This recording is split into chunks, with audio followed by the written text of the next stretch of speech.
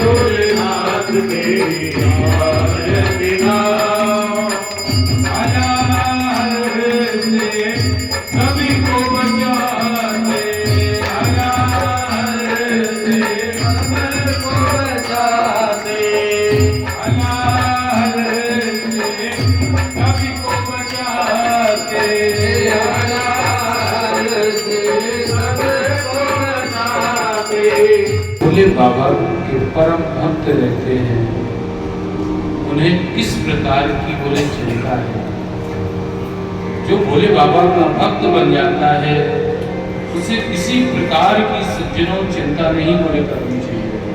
और भोले बाबा जैसा दुनिया में सज्जनों कोई अवगण बोले दानी नहीं है। क्योंकि सज्जनों शिव महापुराण में मैंने आपको बताया भी था कि जितने देवता हैं सब देव हैं, लेकिन भोले बाबा बोले वो महादेव है। एक बार भाव से बोलो, एक बार दिल से बोलो। महादेव शंभो काशी विश्वनाथ गंगे, अमर महादेव शंभो काशी विश्वनाथ गंगे। अवसर गाई नकार से निकले खबर निहार, तेरा पल पल बीता जाए मुख से जपने नमः शिवाय। तेरा पल पल बीता जाए मुख से जपने नमः शिवाय।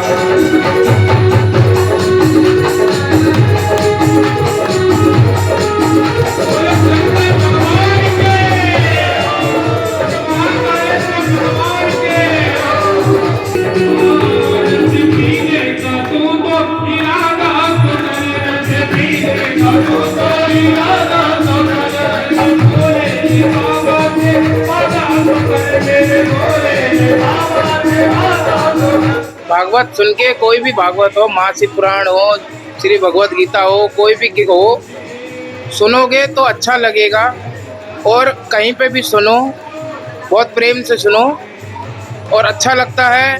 कोई अगर आपको कोई नई सीख देता है भगवान के रूप में या किसी के भी रूप में, वो अच्छी ही सीख देगा। शंकर भगवान के सारे जो है कथाओं का श्रवण किया, बहुत सुंदर लगा। बहुत कहानियाँ बहुत ही अद्भुत हैं, बहुत जीवन में अमन करने वाली हैं। मुझे बहुत अच्छा लगा। मेरे को बहुत आनंद आ रहा है और बहुत अच्छा लग रहा है मेरे को।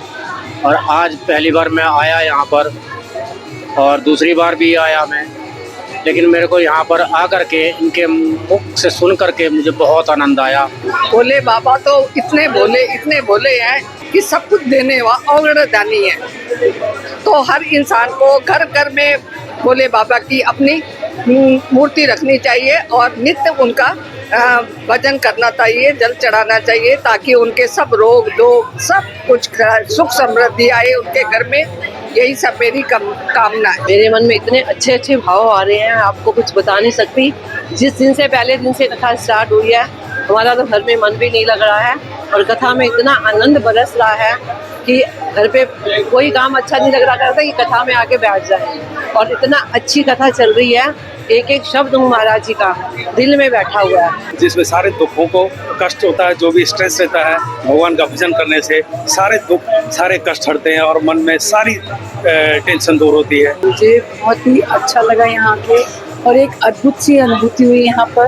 भागवत अच्छी लगती है, मैं अपने फ़ोन में भी सुनता हूँ सुबह सुबह। भागवत आप लोग जितनी सुनोगे उतनी आपको ज्ञान देगा, ज्ञान मिलेगा आपको इन चीज़ों से। अगर जो सच्चे मन से आप सच्चे भाव से आप इनका श्रवण करेंगे तो इनका आशीर्वाद भी आपको प्राप्त होगा। हम तो शिव भगत हैं कि ये नहीं, इनसे तो हमें सब कुछ प्राप्त हुआ है और आगे भी प्राप्त होता रहेगा। जिसने मन से इस कथा को सुना है ना, भगवान शिव उनकी पूरी मनोकामनाएं पूर्ण करेंगे, ये मेरा विश्वास है। बिल्कुल कृपा प्राप्त हुई है और सभी जितने यहाँ पर जो भक्तजन आए हुए हैं उनको सबको कृपा प्राप्त हुई है। मन इस समय कर रहा है कि अभी मेरे को थोड़ी देर पहले सिर दर्द हो रहा था, भगवान का भजन किया तो सिर दर्द खत्म हो गया, दवाई खाने की भी जरूरत नहीं है। हर हर महादेव, हर घर महादेव। ऐसा लगता है कि शुल्क पर्वत पे भोले बाबा के साथ हम बैठे हैं और उन्हीं के पाँव में बैठ के वो भागवत सुन रहे हैं। अब हम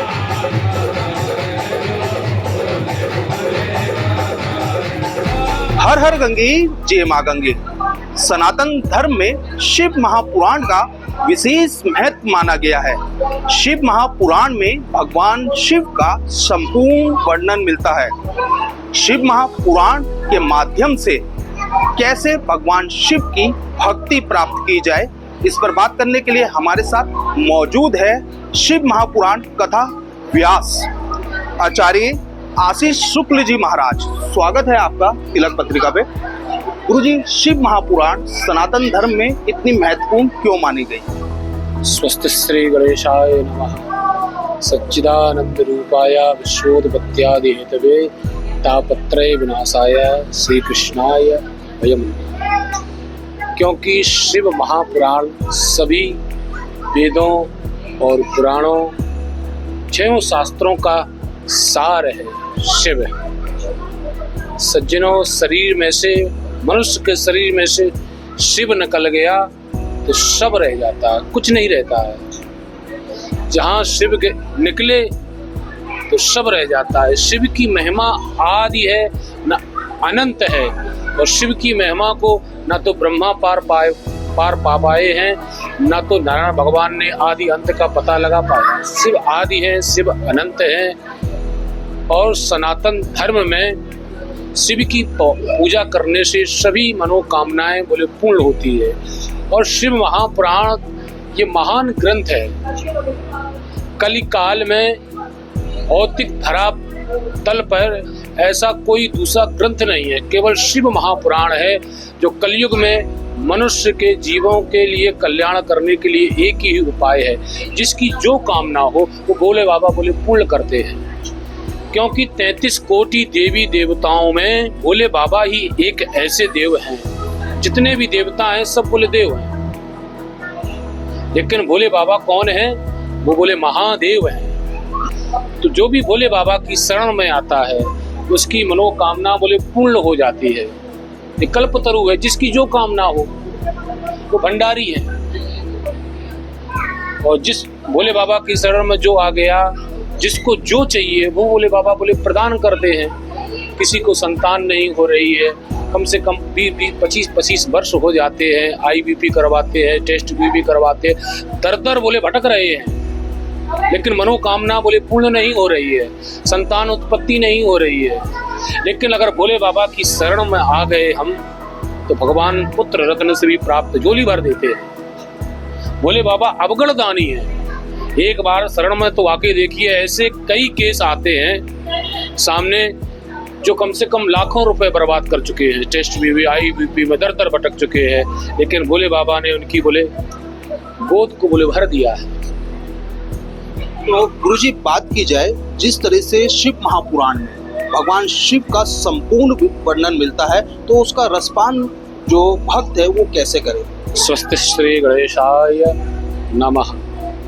अब तो भाई भाव है भक्तों का, जिस भाव से आएगा तो भगवान भोले बाबा पूर्ण करेंगे। लेकिन जब कथा में कोई व्यक्ति आए तो सुख आसन पर बैठकर बोले कथा सुननी चाहिए। जैसे हम और आप लोग बैठे हुए हो सुख आसन से, और सुख एक आसन पर बैठकर बोले कथा सुननी चाहिए। और पूजन का भी एक ही आसन होना चाहिए, एक आसन, और जो शासन करने वाला एक नियम ही होना चाहिए। अगर एक आसन पर बैठकर हम भोले बाबा की आराधना करेंगे, पूजा करेंगे, अर्चन करेंगे, वंदन करेंगे, तो भोले बाबा हमारी पूर्ण मनोकामना बोले पूर्ण कर देते हैं। और जिसने आसन को नहीं जीत पाया है वो दुनिया में शासन को क्या जीत पाएगा? प्रेम से बोलो हर हर महादेव। गुरुजी, बात की जाए श्रीमद् भागवत कथा हो, काफी उसके जो कथावाचक होते हैं, लेकिन शिव महापुराण के इतना कथावाचक क्यों नहीं होते? अब भागवत में तो 18,000 श्लोक हैं। आप भारतवर्ष में जाइए, जगह जगह पर जाइए, आपको भागवत के वक्ता हर जगह मिल जाएंगे। लेकिन शिव महापुराण ग्रंथ ये अगाध ग्रंथ है। उसे तो चर्चा आती है कि शिव महापुराण की रचना स्वयं भोले बाबा ने की है। और इसके तो पहले प्राचीन समय में 1000 करोड़ बोले श्लोक थे। और सबसे पहले शिव महापुराण की कथा भोले बाबा ने अपने नंदीश्वर को सुनाई, और नंदीश्वर ने वही शिव महापुराण की कथा सनत कुमारों को सुनाई और सनत कुमारों ने देवर्षि नारद को सुनाई, देवर्षि नारद ने व्यास जी को, और व्यास जी महाराज ने कलयुग में आकर द्वापर में संक्षिप्त में कर दिया। 24,000 श्लोक इसमें है और 7 संगीताओं का वर्णन है। ये ग्रंथ अगाध ग्रंथ है, हर किसी की समझ में बस की बात नहीं है। और आप भारतवर्ष में जाइए, भागवत के वक्ता, देवी भागवत के वक्ता, राम कथा के वक्ता तो अनेकों मिल जाएंगे, लेकिन शिव महापुराण के वक्ता बहुत कम मिलेंगे, ढूंढने से मिलेंगे। तो आचार्य जी बात की जाए, शिव महापुराण का रसपान भक्त कैसे करें? शिव महापुराण का भक्त रसपान भाव के साथ में आकर बोले भक्ति के साथ में रसपान करें। और शिव महापुराण की कथा कोई गिलास में पीकर नहीं पी जाती है, कोई लोटे में रखकर नहीं पी जाती, ये कानों के माध्यम से इसका रसपान किया जाता है। कल्ले कल्ले बोले जपन जना, कानों के द्वारा रसपान कथा का श्रवण पान बोले किया जाता है। जैसे हमारे हृदय की कीमत बोले अनमोल कीमत है, ये इसकी अनमोल कीमत है। आज वर्तमान समय में अगर किसी का हार्ट बदला जाए तो करोड़ों रुपए लग जाते हैं, लेकिन डॉक्टर जवाब दे देता है ये जिंदा होगा कि नहीं होगा। लेकिन शिव महापुराण की कथा अगर कानों के द्वारा हृदय में हमारे उतर गई है, ये हृदय की अनमोल कीमत है। लेकिन वर्तमान समय में आदमी इतना परेशान है, एक दुख हटता नहीं तो दूसरा दुख आ जाता है, दूसरा दुख हटा नहीं तो तीसरा दुख आ जाता है, चौथा दुख हटा नहीं तो पांचवा दुख आ जाता है, क्योंकि उसने भोले बाबा की शरण में नहीं गया है। और जो भोले बाबा की शरण में आ जाता है, कथा का रसपान करता, मनोकामना तो पूर्ण तो हो ही जाती है। लेकिन वर्तमान समय में हृदय में लोगों ने क्या भर रखा है? लोगों ने बोले काम को भर रखा है, वितृष्णा को भर रखा है, कलतृष्णा को भर रखा है, ईर्ष्या को भर रखा है, जलन को भर रखा है, अहंकार, ममता, राग, द्वेष भरे हुए हैं। शिव महापुराण की कथा तो बोले कानों के माध्यम से ही रसपान की जाती है, और जो शिव महापुराण की कथा का रसपान करता है उस पर स्वयं नरविदेश्वर साक्षात भगवान विराजमान है। तो भोले बाबा मनोकामना बोले पूर्ण कर देते, जिसकी जो मनोकामना है। अगर आपकी जॉब नहीं लग रही है, भोले बाबा की शरण में आइए और आप एक नियम बना लीजिए। आपका नियम बोले टूटना नहीं चाहिए। हर सोमवार के दिन आपको अभिषेक करना है, और आपके पूजन भी कई प्रकार के होते हैं, तो आपका नियम नहीं टूटना चाहिए। आप नियम पूर्वक पूजा अर्चन बंदन आराधन करोगे तो भोले बाबा आपकी मनोकामना बोले पूर्ण कर देंगे। गुरु आचार्य जी बात की जाए, शिव महापुराण मनुष्य के संकट को हरता है और मनुष्य को जीवन एक सार्थक पहल पर ले जाता है। आपने बहुत सुंदर बोले प्रश्न किया। आपने जो प्रश्न किया है वो आपने अपने लिए प्रश्न नहीं किया है, आपने जो प्रश्न किया है वो जनता के लिए प्रश्न किया। जगत का कल्याण कैसे होगा, जगत का बोले परोपकार कैसे होगा। आजकल हर व्यक्ति बोले दुखी है। आप इस संसार में जाइए, जगह जगह जाइए, ऐसा कोई व्यक्ति नहीं है कि कह दे कि हम सुखी है। किसी ना किसी प्रकार की हर समस्या किसी के पास में है, चाहे वो मंत्री हो, चाहे वो विधायक हो, चाहे वो मुख्यमंत्री हो, चाहे वो प्रधानमंत्री हो, चाहे राष्ट्रपति हो। ऐसा इस धरातल पर कोई भी व्यक्ति नहीं मिलेगा जो कह दे कि हम सुखी है। लेकिन अगर वो भोले बाबा के चरणों में आ गया, इसके यहाँ आनंद ही आनंद, बोले सब दुख तो भोले बाबा काट देते हैं। और भोले बाबा के शिव महापुराण में लिखा हुआ है कि स्वयं भोले बाबा बोले भस्म लगाते हैं, औरों को देते हैं धर्मान। तो भोले बाबा के रहते किस बात की चिंता है? जिन्होंने भोले कालों के काल महाकाल ने अगर हाथ रख दिया है, अगर काल तुम्हारा मौत आ गई है सामने, अगर भोले बाबा ने हाथ रख दिया, कृपा बरसा दी है, तो काल भी आपका कुछ नहीं बिगाड़ सकता है।